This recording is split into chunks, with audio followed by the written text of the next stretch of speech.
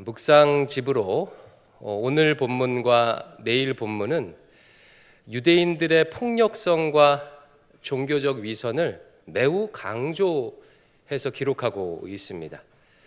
성경 구절로 하면 18장 28절부터 19장 16절 말씀이 되겠습니다. 오늘은 이것을 좀 살펴보려고 합니다. 요한복음에 나타난 유대인의 종교 지도자들이 폭력성과 종교적 위선. 요한복음은 애시당초 시작부터 이 얘기를 하겠다고 알리고 시작을 합니다. 요한복음 다른 복음서에 비해 서론이 비교적 긴데요. 1장 1절부터 1장 17절까지가 서론이에요. 이 서론에서 앞으로 무슨 이야기를 할지를 미리 예고하고 밝히고 시작을 해요. 그 중에 이런 대목이 있습니다. 같이 한번 읽어볼 텐데 1장 10절 11절 시작. 그가 세상에 계셨으며 세상은 그로 말미암아 지은 바 되었으되 세상이 그를 알지 못하였고 자기 땅에 오매 자기 백성이 영접하지 아니하였으니. 빛 대신 주님께서 자기 땅 자기 백성에게 오셨는데 그들이 영접하지 않았다는 것입니다. 아하, 요한복음은 앞으로 자기 백성, 즉 유대인들이 예수님을 영접하지 않는 이야기를 하겠구나라고 미리 알 수가 있다는 거예요. 이 서론대로 요한복음은 유대인들이 예수님을 거부한 이야기를 매우 비중 있게 다룹니다. 특히 유대인들의 폭력성과 종교적 위선을 강조하여 기록하고 있습니다. 여기서 유대인이란 단어는 종교 지도자들을 포함한 말입니다. 제가 몇 가지 대표적인 사례를 보여드릴 텐데요. 여러분이 하셔야 할 일이 있습니다. 제가 제시한 사례들의 공통적인 특징이 무엇인지 한번 발견해 보십시오. 유대인의 폭력성과 위선이 발현되는 공동적인 특징. 첫 번째 사례는 요한복음 5장입니다. 예수님은 베데스다 연못에서 38년 된 병자를 치유하셨습니다. 그를 향해서 네 자리를 들고 걸어가라 라고 말씀하셨고 그가 벌떡 일어나 자리를 들고 걸어갔어요. 그런데 이 일을 본 유대인들의 반응이 충격적입니다. 5장 9절 10절 그 사람이 곧 나아서 자리를 들고 걸어가니라. 이날은 안식일이나 유대인들이 병 나은 사람에게 이르되 안식일인데 네가 자리를 들고 가는 것이 옳지 아니하니라. 예전에도 이 구절 보면서 분개한 적이 있죠. 여러분 너무하지 않습니까? 질병으로 인해서 평생을 걷지도 못하고 누워있던 사람이 걷게 되었습니다. 그 장면을 봤어요. 그러면 함께 축하해주고 기뻐하는 것이 인간의 도리 아닙니까? 그런데 유대인들은 오히려 그를 꾸짖습니다. 안식일에 돗자리 들고 걸어가는 것은 안식일을 어기는 일이야. 뿐만 아닙니다.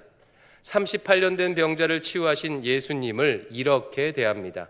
5장 16절 그러므로 안식일에 이러한 일을 행하신다 하여 유대인들이 예수를 박해하게 된지라. 병든 사람을 고친 것을 칭찬하기는커녕 오히려 예수님을 박해하기 시작했습니다. 두 번째 사건은 요한복음 8장 간음한 여인 사건입니다. 유대인들은 간음하다가 현장에서 잡힌 여인을 예수님께 데려와 판결을 내려달라고 요구합니다. 이들이 왜 예수님께 판결을 요구했을까요? 율법을 수호하려고 했을까요? 아닙니다. 8장 6절 말씀 같이 읽어볼까요? 시작. 그들이 이렇게 말함은 고발할 조건을 얻고자 하여 예수를 시험함이라. 이들의 목적은 예수님을 궁지에 빠뜨리기 위함이었습니다. 잡혀온 여인은 신명기 율법에 따라 돌에 맞아 죽을 위기에 있어서요. 그들은 한 인간의 생명을 정치적 도구로 사용하는 잔인한 모습을 보입니다. 세 번째 사건은 요한복음 9장입니다. 날 때부터 시각장애를 가진 사람이 치유받은 사건이에요. 이 사건도 38년 된 병자 치유 사건과 패턴이 비슷해요. 주님께서 흙을 이겨 발라서 그의 눈에 바름으로 고치셨어요. 이를 안 유대인들의 반응이 어떠했지요? 안식일에 흙을 바르는 일은 일하는 거야, 안식일 어기는 거야 라고 주님을 정죄합니다. 고침받은 청년에 대해서는 그가 예수님을 메시아로 인정하자 출교를 해버려요. 네 번째 사건은 11장으로 예수님께서 죽은 나사로를 살린 사건입니다.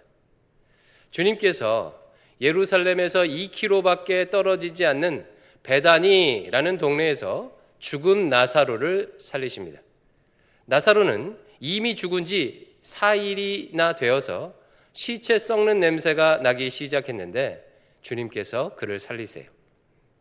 이 소식은 금방 예루살렘에까지 퍼졌습니다. 그렇겠지요. 2km밖에 떨어지지 않았으니까요. 소식을 들은 종교 지도자들이 어떻게 반응했을까요? 47절, 48절 제가 했습니다. 이에 대제사장들과 바리새인들이 공회를 모으고 이르되 이 사람이 많은 표적을 행하니 우리가 어떻게 하겠느냐? 만일 그를 이대로 두면 모든 사람이 그 예수란 자를 믿을 것이요 그리고 로마인들이 와서 우리 땅과 민족을 빼앗아 가리라. 죽은 사람이 살아났다는 기적을 듣고 감사하고 기뻐하기는커녕 사람들이 예수를 따르게 되는 것, 이를 빌미로 로마가 쳐들어올 것을 걱정합니다. 이에 대제사장 가야바라는 자가 이런 말을 해요. 49절 50절인데 같이 한번 읽어볼게요. 시작. 그 중에 한 사람 그 해의 대제사장인 가야바가 그들에게 말하되 너희가 아무것도 알지 못하는도다. 한 사람이 백성을 위하여 죽어서 온 민족이 망하지 않게 되는 것이 너희에게 유익한 줄로 생각하지 아니하는도다 하였으니 이게 무슨 뜻입니까? 예수를 나사로를 살린 예수를 희생양 삼아 죽여서 로마에 책 잡힐 일을 만들지 말자라는 뜻이에요. 참으로 잔인한 생각이죠. 여기까지 유대인들의 폭력성과 위선을 살펴보았는데, 자 그럼 폭력성과 위선이 어떤 방식으로 표출되는지 공통적인 특징을 여러분 발견하셨습니까? 아마 말로 표현하기는 어렵더라도 비슷한 패턴이 있다는 것을 느끼셨을 거예요.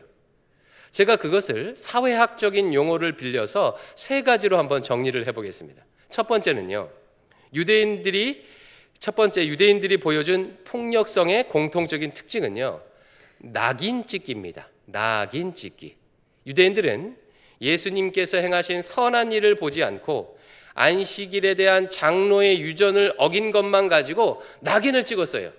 안식일을 지키지 않는 자, 율법을 어기는 자라고 낙인을 찍었습니다. 여러분, 낙인을 찍는 순간 어떤 일이 일어나지요? 사람들은 이제 그를 그 낙인만 보고 판단합니다. 남성들을 한남으로 낙인 찍는 순간 남성들이 조금만 실수를 해도 그는 한남이 되는 거예요.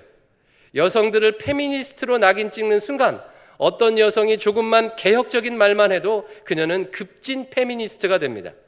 40대를 영포티라고 낙인 찍는 순간 40대가 자기를 조금만 가꾸어도 그는 영포티가 되는 거예요. 예수께서 38년 된 병자를 살리든 시각장애인을 고치든 죽은 나사로를 살리든 상관없이 예수님은 안식일을 지키지 않는 자, 율법을 지키지 않는 자가 되는 것입니다.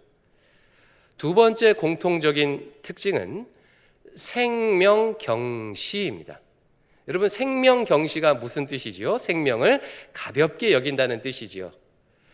특히 무엇보다 생명을 가볍게 여기는 것이 생명경시예요. 반대로 말하면 인간의 생명보다 다른 것을 더 소중히 여기는 겁니다. 생명보다 돈을 더 소중히 여기는 것, 생명보다 권력을, 이념을, 율법을 더 소중히 여기는 것이 생명경시예요. 유대인들은 인간의 생명보다 안식일 규례, 장로 유전을 더 소중히 여겼습니다. 38년 된 병자가 치유받는 것, 시각장애인이 치유받는 것은 안중에도 없고 안식일에 대한 장로의 유전이 더 중요했어요. 죽은 나사로가 살아나는 것은 안중에도 없고 자신들의 권력이 더 중요했습니다.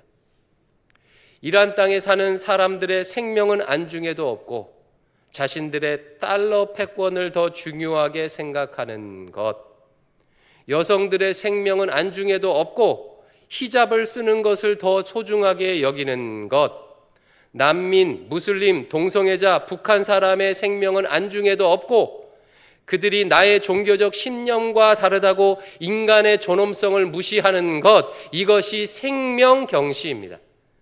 세 번째 공통적인 특징은 힘없는 자를 희생양 삼는 것입니다. 유대인들은 자신들의 종교와 권력을 유지하기 위해 간음한 여인을 정치적 도구로 사용했습니다. 같은 잘못을 했어도 남자는 쏙 빼고 힘없는 여인을 희생시켜 예수님을 궁지에 몰아넣으려고 했습니다. 치유받은 시각장애인을 출교시켜서 자신들의 권위를 지키려고 했습니다. 대제사장 가야바는 아예 대놓고 말했습니다. 한 사람을 죽여서 희생양 삼아서 질서를 유지하자. 힘없는 자를 희생양 삼아 사회적 불만을 잠재우려고 했던 일들은 인류 역사에서 무수히 있었고 지금도 반복되고 있지요. 중세 유럽의 마녀 사냥이 대표적인 예입니다. 흑사병, 기근, 종교전쟁으로 인해 사회가 불안해지자 사회적 약자인 홀로 사는 여성을 마녀로 몰아서 저들 때문에 재난이 왔다고 하며 희생양 삼아 죽였습니다.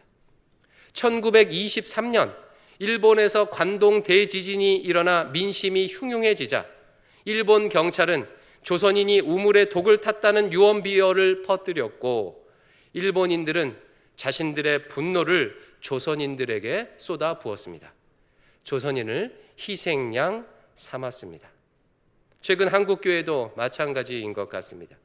교회가 어려움에 처하고 목회자의 권권이 도전을 받자 한국교회가 두려움에 처하자 이단 동성애 빨갱이를 들명이며 특정 부류의 사람들을 희생양 삼아 배제하고 혐오하고 분노를 쏟아내는 일을 자행하고 있습니다. 유대인들의 폭력성과 위선이 발현되는 세 가지 방식이 이와 같습니다. 낙인 찍기, 생명경시, 약자를 희생양 삼기. 오늘과 내일 본문은요, 이 세 가지의 압축판이에요. 유대인들은 예수님을 십자가에 못 박기 위해 총독 빌라도를 찾아갑니다. 그들은 스스로 종교 재판을 열었지만 예수님을 죽일 어떤 증거도 제시하지 못했어요. 뚜렷한 증거도 없이 주님을 십자가에 못 박으려고 빌라도에게 데려갑니다. 어떻게 이런 일이 가능할까요? 그들은 이미 예수님을 신성모독자라고 낙인 찍었기 때문입니다. 이미 낙인을 찍었기에 어떤 증인도 어떤 증언도 필요 없는 거예요. 또한 그들은 예수님의 생명에는 관심이 없었습니다. 어떻게 해서든 예수님을 죽이려고 했습니다. 총독 빌라도가 유대인들에게 예수와 바라바 중에서 누구를 너희에게 풀어줄까라고 묻자 그들이 이렇게 대답을 해요. 18장 40절입니다. 같이 읽어볼까요? 시작. 그들이 또 소리질러 이르되 이 사람이 아니라 바라바라 하니 바라바는 강도였더라. 강도에다가 동그라미 치세요. 바라바를 놔주라고 하죠. 바라바를 그런데 뭐라고 소개하고 있습니까? 강도라고 소개하고 있어요. 이게 요한복음과 다른 공간복음서의 차이입니다. 즉 율법으로 따지면 절대 용납할 수 없는 사람이라는 뜻이에요. 그들은 예수만 죽일 수 있다면 강도도 괜찮았습니다. 더 충격적인 것은요, 내일 본문 19장 15절에 나옵니다. 유대 사회의 최고 종교 지도자인 대제사장들이 예수님을 죽이려고 빌라도에게 이런 말까지 했습니다. 15절 하반절. 빌라도가 이르되 내가 너희 왕을 십자가에 못 박으랴.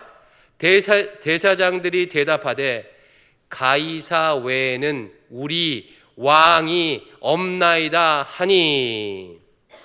가이사 외에는 우리 왕이 없나이다. 대제사장들은 평상시에 가이사를 왕으로 인정하지 않았습니다. 가이사가 자신을 하나님의 아들로 선언했기에 가이사를 왕으로 인정하는 것을 우상 숭배로 여겼어요. 그래서 가이사의 형상이 새겨진 동전을 성전 안에서는 절대로 쓰지 못하도록 했습니다. 그런데 지금 이 순간 뭐라고 하지요? 가이사 외에는 왕이 없습니다. 스스로 자기 모순에 빠졌습니다.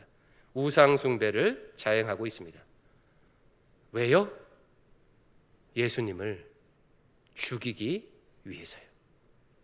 예수를 희생양 삼아 죽임으로 자신들의 탐욕을 채우기 위해서입니다.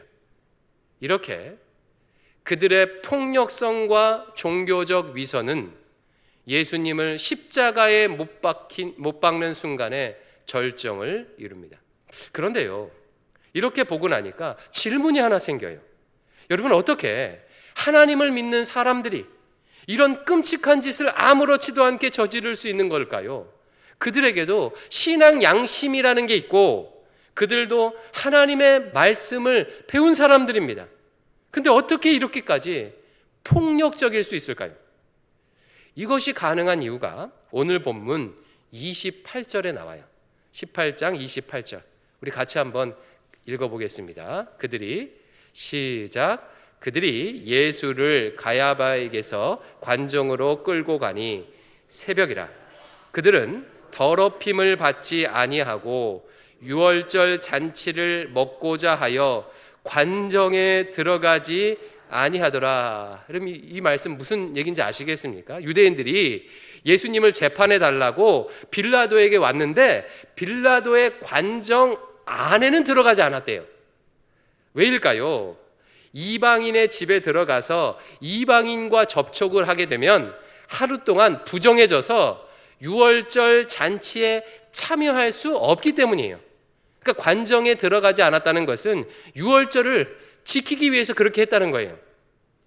유대인들은 끔찍한 폭력을 저지르는 순간에도 자신들의 종교적 규례를 지키려고 했습니다.